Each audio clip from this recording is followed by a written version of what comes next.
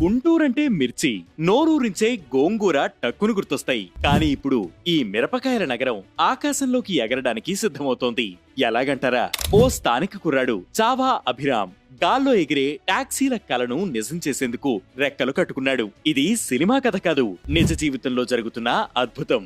చిన్నప్పుడు ఆకాశంలో పక్షులు ఎగురుతుంటే చూసి మనమెందుకు ఎగరకూడదు అని అనుకున్నాడట అభిరామ్. ఇంజనీరింగ్ పూర్తి చేసి అమెరికా వెళ్లి రోబోటిక్స్ లో పట్టు సాధించాడు. 2019లో స్వదేశానికి తిరిగొచ్చి మ్యాగ్నమ్ వింగ్స్ అనే సంస్థను స్థాపించాడు. నేను అమెరికాలో చదువుకునే రోజుల్లో అక్కడి నుంచి ఇక్కడికి వచ్చినప్పుడు నాకు ప్రధానంగా 2 సమస్యలు కనిపించినాయి. దానిలో మొదటిది అర్బన్ సిటీ ట్రాఫిక్ అనేది బాగా పెరిగిపోవటం, అండ్ రెండోది టైర్ 2 సిటీస్ మధ్యలో కనెక్టివిటీ సరిగా లేకపోవటం.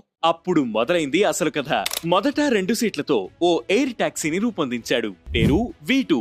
ఇది భూమి మీద నుంచి రిమోట్ తో నడిపేలా డిజైన్ చేశాడు. అరెరే, పైలట్ లేకుండా ఎగురుతోందా అని అందరూ ఆశ్చర్యపోయారు. ఆ తర్వాత 3 సీట్లతో X4 మోడల్ ని తయారు చేసే పనిలో పడ్డాడు. దీని వేగం గంటకు 100 కిలోమీటర్ల నుంచి 300 కిలోమీటర్లు. గాల్లో 1000 అడుగుల ఎత్తు నుంచి 20,000 అడుగుల వరకు ఎగురుతుంది. దీన్ని టేకాఫ్ చేయడానికి విమానాశ్రయం అవసరం లేదు. డాబా పైనే టేకాఫ్ చేయొచ్చు. టిఫిన్ కావాలనిపిస్తే ఎయిర్ టాక్సీ ఎక్కి గుంటూరు కొత్తపేటలోని బజ్జీలు తినొచ్చు. V2 గరిష్టంగా 40 కిలోమీటర్లు ప్రయాణిస్తే